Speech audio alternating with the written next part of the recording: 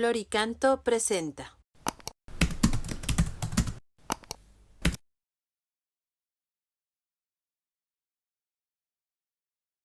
Número 484 del Compendio del Catecismo.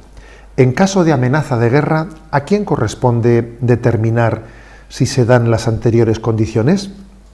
Determinar si se dan las condiciones para un uso moral de la fuerza militar compete al prudente juicio de los gobernantes, a quienes corresponde también el derecho de imponer a los ciudadanos la obligación de la defensa nacional, dejando a salvo el derecho personal a la objeción de conciencia y a servir de otra forma a la comunidad humana. Bueno, por eso nosotros, fijaros bien, pues en nuestra tradición cristiana nos tomamos tan en serio el orar por los gobernantes. La Sagrada Escritura dice, orad por el rey, orad por los gobernantes.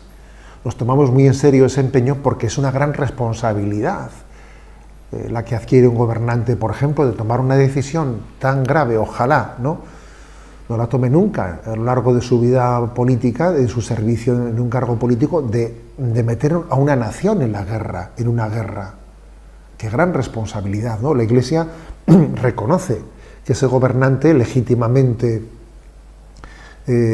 constituido en autoridad legítimamente, sí tiene esa prerrogativa, pero claro, con todos los puntos del punto anterior en el que hemos dicho que para que una guerra sea justificada se tienen que estar dando muchas condiciones, obviamente, ¿no? Y muy graves y muy límites. Si tales condiciones se diesen, sí, ciertamente, ¿no? Ese gobernante tiene la legitimidad de poder tomar esa decisión. Por eso es tan importante cuidar la vocación política. Es un peligro muy grande el que alguien tenga el deseo de alcanzar el poder. El tener el deseo de alcanzar el poder es peligroso, porque indica a alguien que lejos de estar movido por el deseo por prestar un servicio al bien común, está más bien movido por otras pasiones de las que necesitará purificarse. Y si no se purifica de esas pasiones de alcanzar el poder, será muy difícil que luego sea prudente en el ejercicio, ¿no?, de esas pasiones. Por eso, en realidad, es muy peligroso el deseo de tener poder. Más bien, tenemos que, cuando alguien recibe una encomienda como esa, tiene que aceptarla con temblor y temor, con mucha humildad, pidiendo oración, pidiendo siempre consejo, ¿no? Bueno, dicho esto, sí, se reconoce que ese gobernante tiene ese derecho de ver, de discernir y de tomar una decisión. Y dice también, fijaros, que tiene también la capacidad de pedirle, de imponer a los ciudadanos la obligación de participar en esa defensa nacional, de defender la patria. El gobernante tiene ese derecho a pedir que la defensa de la patria sea algo, pues una corresponsabilidad de todos nosotros.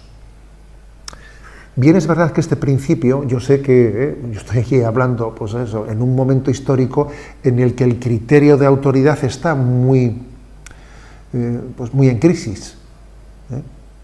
También es verdad que está muy en crisis porque a veces fue ejercido de una manera indigna. Por ejemplo, fijaros cómo en la Primera Guerra Mundial, cuando se le pidió a las poblaciones, ¿no?, pues que entrasen en una guerra, al principio, pues en aquel momento histórico de la Primera Guerra Mundial, pues la población mundial hasta iba con un sentido de júbilo a la guerra. Pero allí se gobernó tan mal aquellas guerras, la Primera Guerra Mundial, bueno, y la Segunda, ¿no?, pero se gobernó tan mal, haciendo en aquellas guerras de trincheras, haciendo que decenas de miles de soldados saliesen y fuesen ametrallados y muriesen en aquellos intentos de asaltar la trinchera contraria, decenas de miles de ellos, ¿no? Incluso cuando se sabía ya que la guerra iba a concluir al día siguiente, se estaba pactado que a las 12 del mediodía concluyese la guerra, todavía había generales que seguían mandando las tropas para intentar conquistar medio metro más, cuando ya se había declarado ya pues el fin de la guerra, ¿no?, para el día siguiente a las 12, y hay miles de soldados que murieron en las últimas horas absurdamente, cuando ya estaba acordado el fin de la guerra.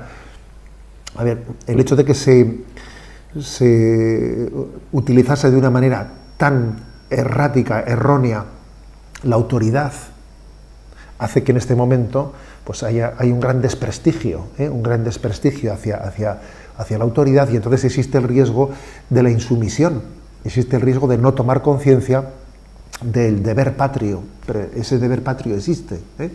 Ahora bien, dice también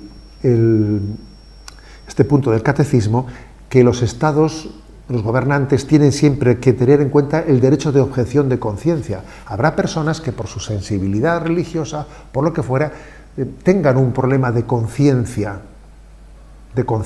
¿no?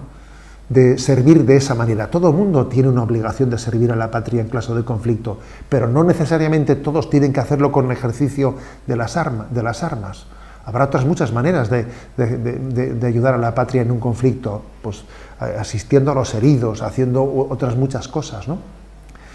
Hay una película que merece la pena verla, que además habla de un caso concreto acontecido en Estados Unidos, una película de Mel Gibson, Hasta el último hombre. Es una película digna de profundizar en ese relato histórico acontecido, en la que alguien entiende que sí, que tiene que ayudar a la patria en ese conflicto de la Segunda Guerra Mundial, en la guerra frente a Hitler, ¿no? O frente a los japoneses en ese caso, pero que sin embargo entiende que tiene razones de conciencia para hacerlo en otros puestos, de otras maneras, pero también con gran generosidad, como es ese caso al que me refiero, ¿no? Sabiendo distinguir que hay formas particulares, específicas, ¿no? Específicas de poder ayudar a la patria, que deben de ser también tomadas en consideración.